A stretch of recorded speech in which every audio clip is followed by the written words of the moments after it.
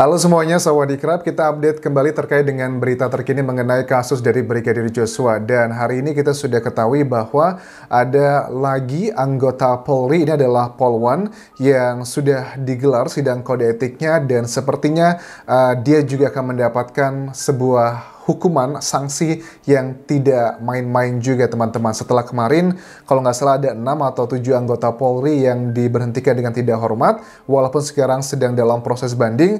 Kali ini adalah AKP Diah Chandrawati ex Paurlok Bagrenmin Divisi Propam Polri. Ini sama-sama divisinya dulu dengan Irjen Verdi Sambo ya, sama-sama dari Divisi Propam Polri. Dan kategorinya pelanggarannya adalah kategori sedang, dan kalau kategori sedang ya memang maksimal tertinggi juga sama bisa dilakukan pemberhentian dengan tidak hormat. Tetapi aku juga tidak mendukung mentang-mentang ini ada dugaan-dugaan yang terjadi ke hampir 100 anggota Polri yang terlibat dalam kasus ini secara langsung ataupun tidak, ya juga harus dipilah-pilih ya. Jangan cuman karena hanya menjalankan sesuatu hal yang karena dia tidak tahu, dia juga diberhentikan. Tidak boleh seperti itu juga. Kalau sudah jelas-jelas memang ada inisiatif pribadi, sudah kebiasa melakukan tindakan kejahatan atau melawan hukum bersama-sama, dan ada unsur-unsur yang termasuk kategori berat, itu aku setuju sekali kalau harus diberhentikan. Tapi kalau dari AKP Diah Chandrawati ini sendiri, kira-kira apa Anjas ya yang dilakukan oleh dia? Kenapa kok dia bisa dikategorikan sedang untuk pelanggaran terhadap kasus dari Brigadir Joshua ini? Kalau aku lihat dari jabatannya, ex Paurlok Bagrenmin Divisi Propam Polri, berarti ini adalah tentang pengelolaan dan pertanggungjawaban untuk meminjam senjata api (SENPI) dinas di lingkungan Div Propam Polri karena tidak sesuai dengan peruntukan atau tidak sesuai ketentuan peraturan yang berlaku. Kalau aku cross check dari jejak digital, berarti kan waktu awal-awal kasus ini muncul ada banyak nih para mantan jenderal, bukan mantan ya, purnawirawan jenderal gitu ya, yang berkali-kali menegaskan mengatakan kok bisa ya si Baradae mendapatkan senjata yang levelnya biasanya untuk para jenderal, begitupun juga untuk Brigadir Joshua, dan ada beberapa kejanggalan. Apakah ini salah satu alasannya kenapa dia terkena pelanggaran dalam kategori sedang karena memberikan senjata api tidak untuk mengikuti sesuai aturan yang telah berlaku? Sepertinya mengarah ke sana. Mudah-mudahan nanti kita akan lihat perkembangannya seperti apa. Tetapi gimana Anjas dengan polwan-polwan cantik lainnya yang katanya dugaannya ada terlibat dalam motif dan sebagainya? Ya itu harus dibuktikan secara sains juga ya. Ini dikatakan juga pada saat Kapolri melakukan interview dengan Kompas TV ini, Pak Kapolri Jenderal Polisi Listio Sigit Prabowo. Ada beberapa hal kenapa aku bilang tadi kalau memang si Polri, anggota oknum Polri tersebut tidak sengaja ngebantu si Verdi Sambo karena ketidaktahuan, ya jangan dipecat juga. Aku juga nggak setuju karena begini, dalam keterangan ini Kapolri mengatakan bahwa salah satu orang yang ditemui oleh Verdi Sambo adalah dirinya sendiri.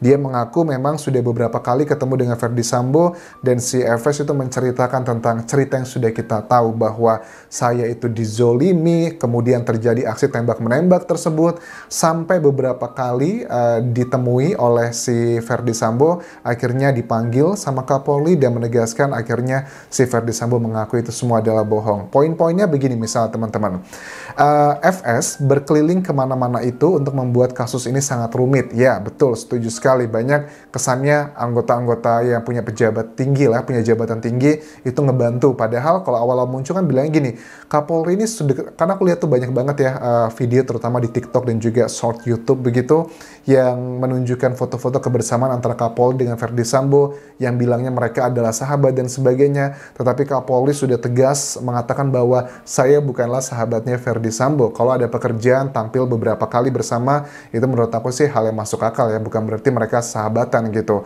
Bahkan ia memberikan pesan ya, kalau ada orang yang sekarang masih menghalangi akan langsung berhadapan dengan dirinya sendiri. Apalagi juga pesan-pesan yang disampaikan dari Verdi Sambo ke orang-orang yang terutama penyidik ya, dari levelnya itu adalah dari Polres, kemudian juga sampai ke Bareskrim ya, sampai ke Tim Sus mungkin ya.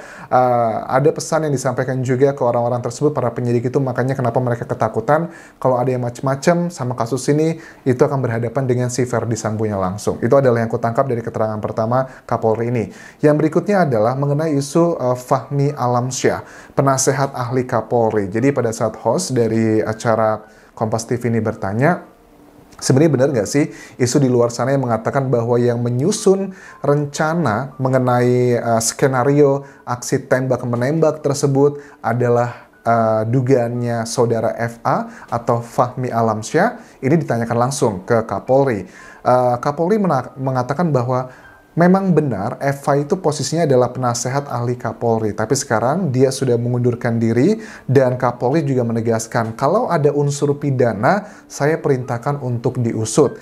Nah, kita kan masyarakat melihatnya bahwa karena Eva ini statusnya adalah penasehat ahli Kapolri ya. Jadi kita mikirnya sehari-hari selalu bersama. Tetapi di sini Kapolri membantah, saya itu sehari-hari tidak pernah bersama dia. Dia lebih sering bersama Verdi Sambo kesehariannya. Oke, benar atau salah ya ini proses pembuktian juga teman-teman. Karena kan setiap orang, setiap pihak boleh mengklarifikasi apa yang menurut mereka benar ya. Ini kalau aku cek dari jejak digital, salah satu yang mengatakan mengenai Fahmi Alamsyah ini juga dari tim kuasa hukum Brigadir Joshua bahwa ada tuh penasihat ahli Kapolri yang ngebuat skenario ini dan itu. Nah, makanya kalau di minggu pertama, kedua, sampai hampir bulan pertama lah ya, kita melihat mungkin nggak ya Kapolri berani gitu ya mengungkap semua ini karena jangan-jangan nanti Kapolrinya tersangkut paut juga. Ternyata di sini ditegaskan bahwa dia tidak pernah tuh komunikasi tiap hari dengan Fahmi Alamsyah walaupun jabatannya adalah sebagai penasihat ahli Kapolri, tetapi kesehariannya dia bersama si Verdi Sambo. Ini sekaligus membantah dengan tegas bahwa tidak ada tuh Kapolri dibilangnya sahabatnya Verdi Sambo atau juga terpaut dalam kasus ini untuk merencanakan, karena memang benar-benar ada niat yang mulia. Kata Kapolri bilang begini, kalau saya harus menyelamatkan oknum-oknum tertentu yang nggak nyampe 100 itu, mungkin cuma hanya puluhan saja, tapi dibandingkan harus mengorbankan hampir sekitar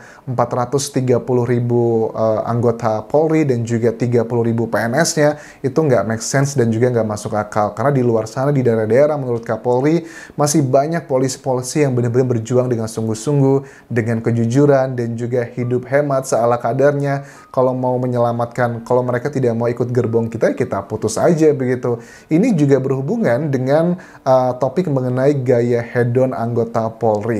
Ya, ini kalau aku lihat ya, ada sih beberapa foto-foto yang kalian lihatlah dari banyak lah media-media, misalnya TV One juga mengangkat mengenai kemeja ya, kemeja salah satu dari anggota Polri kita juga.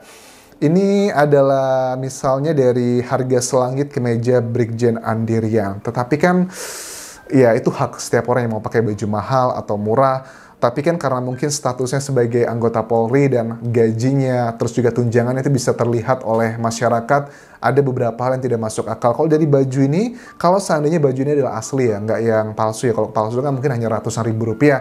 Tetapi kalau ini asli, ini harganya itu sekitar 12 juta rupiah lebih teman-teman untuk kemeja dari Brigjen Andirian ini. Tetapi kan kita nggak tahu ini apakah palsu atau benar. Ini mereknya Burberry. Sekarang itu harganya sekitar 12.447.132 rupiah. Itu kalau kemejanya benar. Tapi kan kalian tahu juga di Indonesia kan kayak tas-tas yang bermerek mahal juga banyak yang dipalsukan. Begitupun juga baju kan ya. Tapi bukan tentang nggak boleh pakai baju mewah atau seperti apa. Tetapi ya kita juga harus melihat what they preach, harus dipraktis juga apa yang mereka ajarkan, mereka juga harus melakukannya. Karena kalau dengan penghasilan yang sudah bisa dibaca seperti itu, tapi ada harta-harta kekayaan yang luar biasa seperti Verdi Sambo, ya kita juga bertanya-tanya uangnya dari mana, apakah uang warisan, ataukah juga ada bisnis yang lain. Kalau ada bisnis yang lain, coba disebutkan apa itu. Nah, ini juga berhubungan dengan isu mengenai judi nih, kayak Kaisar 303-nya Sambo ya, dugaan seperti itu. Kapolri juga mengadres mengenai isu itu, dan bahkan sekarang sudah dilakukan nih pemeriksaan oleh PPATK. Saat ini sedang dicek rekening-rekening yang nggak wajar dari oknum-oknum anggota Polri kalau memang ada transaksi uang yang mencurigakan dan memang harus dibongkar sampai ke atas. Ini adalah pesan dari Kapolri. Tetapi kalau aku melihat kecenderungannya, kalau orang-orang tuh pintar juga ya, mereka ya pada saat melakukan transaksi dalam jumlah tinggi, biasanya mereka lebih suka menggunakan uang secara cash, secara tunai, biar nggak bisa dideteksi. Karena kalau kita mau store uang ke bank tuh ya, minimal 1 miliar ya. 1 miliar itu kita harus ngasih penjelasan teman-teman, apa uangnya bersumber dari mana. Kalau di atas 1 miliar ada keterangan dari mana sumbernya. Nanti kalau sudah ada di rekening juga akan ketahuan kapan masuknya, kapan keluarnya. Itu agak sulit buat dimanipulasi untuk zaman sekarang di dunia perbankan. Makanya aku menduga ada banyak oknum-oknum mungkin yang jika melakukan tindakan seperti ini, mereka lebih suka transaksi menggunakan uang cash. Makanya juga ada isu kan waktu ada yang bilang katanya ada uang rahasia gitu, ada ruang rahasia di rumah pribadinya Ferdy Sambo di Jakarta Selatan, ada uang sekitar 900 miliar rupiah, tetapi Kapolri juga sudah membantah itu yang foto beredar itu bukanlah uang yang ada di lokasi, tetapi itu adalah di negara lain pada saat penggerebekan mengenai penangkapan pencetakan uang palsu dalam bentuk dolar. Jadi itu adalah hal yang berbeda. So, at least sudah disampaikan, dikatakan berarti sudah ada klarifikasinya. Nah, untuk gaya hedon anggota Polri sendiri pun Kapolri menegaskan sebenarnya kami sudah membuat aturannya sudah lama. Ada sanksi bagi anggota Polri yang hidup hedon karena mungkin dengan gaya hidup kita media sosial ya, kita ingin terlihat wah gitu di mata banyak orang, adalah manusiawi, apapun profesinya juga sepertinya akan ada ke arah sana. Dan Kapolri menegaskan sebenarnya sudah banyak sih yang kena sanksi sebelum kasus Ferdy Sambo ini, tetapi tidak dipublikasikan. Jadi tidak usah khawatir, itu adalah keterangan yang disampaikan dari Kapolri mengenai hidup hedon ini. Apalagi di kasus mengenai zaman-zaman Ferdy Sambo ini, kalau ada anggota Polri yang menunjukkan kehidupan yang mewah atau bergelimbangan harta, keluarganya, istri, dan sebagainya, kayaknya itu sama aja mencari sakit sendiri sih. Pasti akan digali terus sama netizen, karena memang nggak bisa dipungkiri Kapolri pun mengatakan gara-gara kasus Sambo ini, marwah dari kepolisian Indonesia tuh benar-benar dipertaruhkan banget, dan banyak masyarakat juga yang meragukan gitu. Walaupun kita harus mengakui masih banyak kok, karena kan anggota Polri ada hampir 430.000 orang teman-teman. Kita juga harus fair lah, nggak semuanya sama seperti itu. Ada yang komentar bilang, Anjas, kalau ada hampir 100 anggota Polri yang tersangkut dalam kasusnya Ferdy Sambo, itu bukan lagi oknum, tapi adalah gerombolan.